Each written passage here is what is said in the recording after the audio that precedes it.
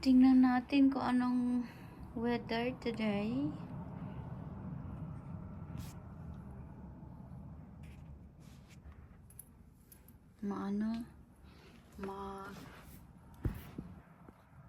Ito, gloomy day na cloudy. Ayan.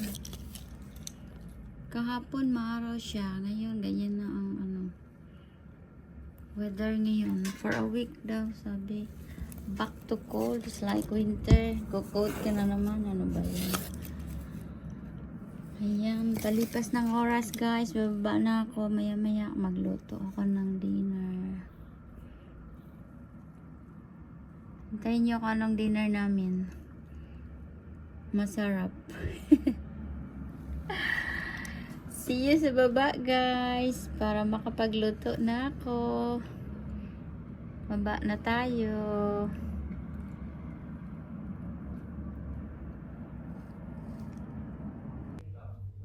Mga lalabs, magluto tayo ng isdang ganito. Nakakita na ba kayo ng ganitong isda? Local lang siya. Ang tawag dito sa amin, garnered. Ang pangit ng itsura niya, pero masarap siya. Try natin lagyan ng gata kasi dati inilagay ko siya sa sa oven. Kasi nilagyan ng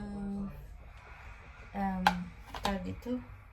Bigyan ko ng garlic, onion, and everything. But ngayon, itry natin na gataan. Lagyan ng milk. Kasi sabi ni Honey, masarap na siya gataan. Kaya, my own version. Yan muna natin siya sa lamas. Mainit. Kaya masarap yung laman niya, guys. Matamis-tamis. Tapos malambot. Ewan ko, pero ba ito sa Pilipinas? Bernard. Pangit na itsura niya. Pero masarap siya. Hindi naman siya mahal na isda kasi local lang siya. So, 8 pounds per kilo. I think 8 pounds per kilo. Yung sili ko, hindi pa pala siya mainit. Yung chili ko, frozen. Hindi ko alam kung mag-ano yan siya, maglasa, mag-anghang, matigas, galing sa freezer. Kasi pag ilagay ko lang siya sa fridge, dali naman siyang nasira. Kaya lagay natin sa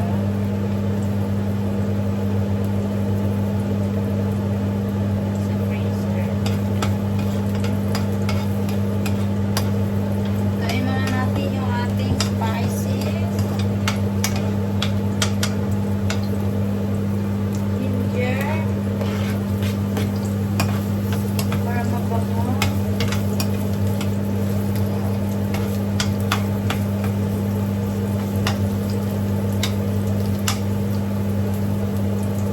Makabili nga ng kawali. Kasi yung kawali ko, matagal na ito, ayaw ko naman itapon. Hindi pa namin siyang lutuan. Ganon sa Vietnam, no? Pag kaya pa, kung itapon, pwede pag gamitin, di ba? Pili tayo pag hindi na talaga siya pwede. Vietnam style.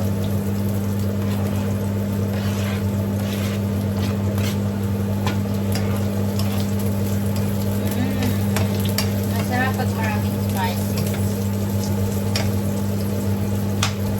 Try natin gataan kasi masarap daw sabi ni Nani.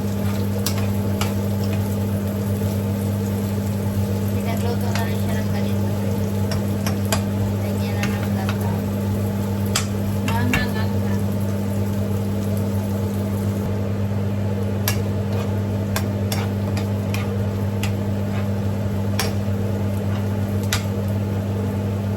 Lagyan natin yung ating langka.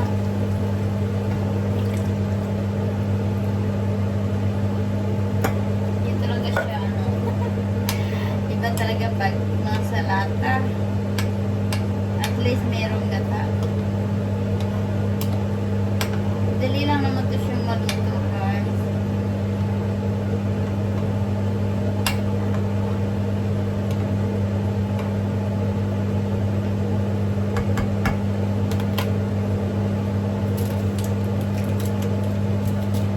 Lagyan natin ng sarap. Pampasarap. Tapos paminta.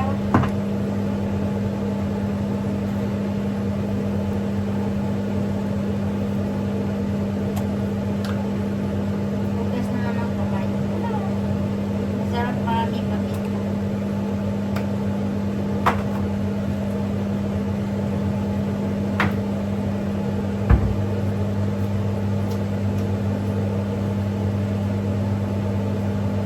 Salt.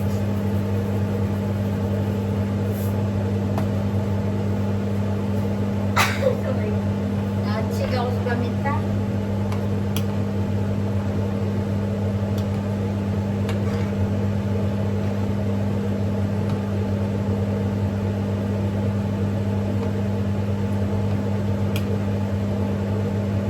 Sana mag-anghang yung chili ko. Kasi masarap siya pag maanghang.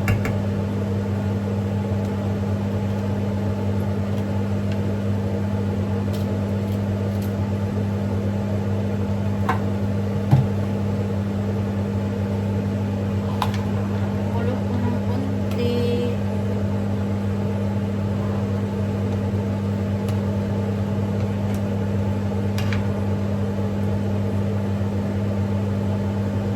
Lagay ng ating isda. Kulog na siya. Ay, ang ating isda. Look at this. Swimming. Swimming again. Baliktarin natin mamaya. Ayan, guys. Baliktarin natin siya mamaya. Natin ang takip. Yan natin mamaya. I-lower natin. Balikan natin siya mamaya.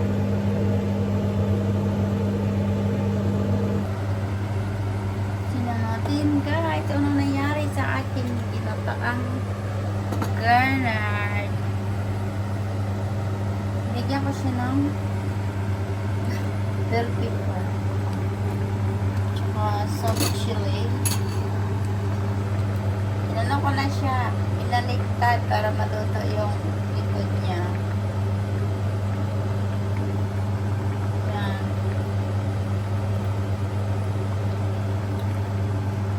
Kunti na lang maluluto na siya. Tapos yung ating rice, of course. Gusto ni Jen rice. At saka ito.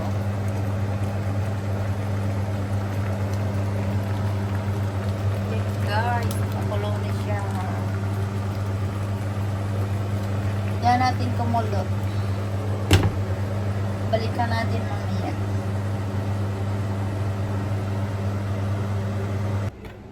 Mag-boil tayo nito, guys, habang kumukulo yung ating ginataang isda. Yan, paborito ni Habi to. Yung akin broccoli. Pero ito yung paborito niya, kaya ito na lang lutuin natin. Mas paborito ko yung broccoli kaysa cauliflower. I-blanch lang natin, guys. Tapos lagyan natin ng olive oil or butter and lime juice,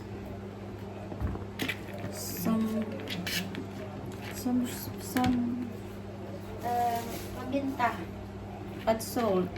Sarap na siya. Yan na, guys, luto na yan. Tama na to.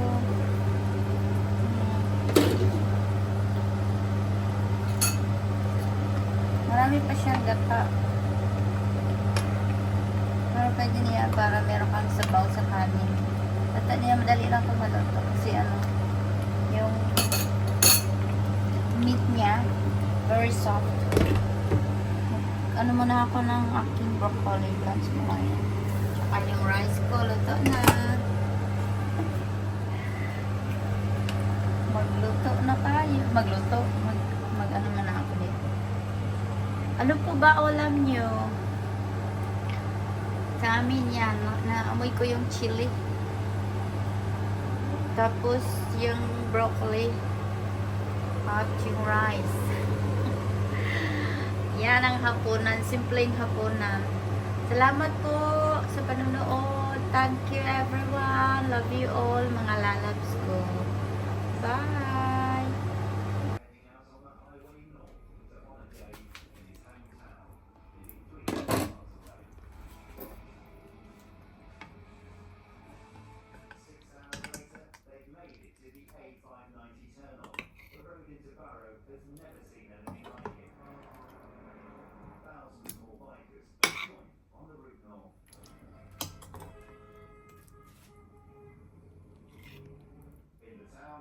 Preparations to honour Dave, a man who liked loud shirts, loud music and food.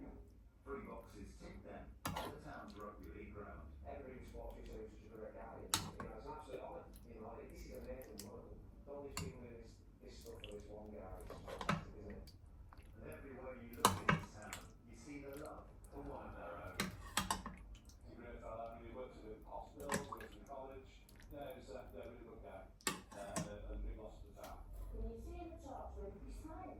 Because that's what So since his practice,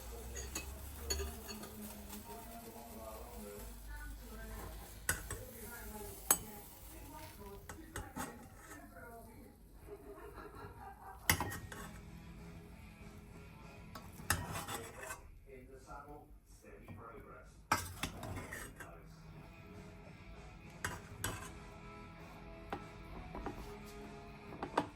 Hundreds of people were gathering on that road to welcome them home.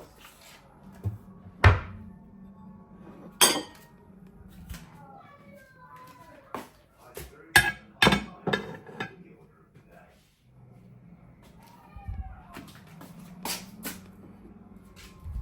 Leading the 2-wheel 60 convoy, there was one his best friend. Legit guys. Simpleng hapunan.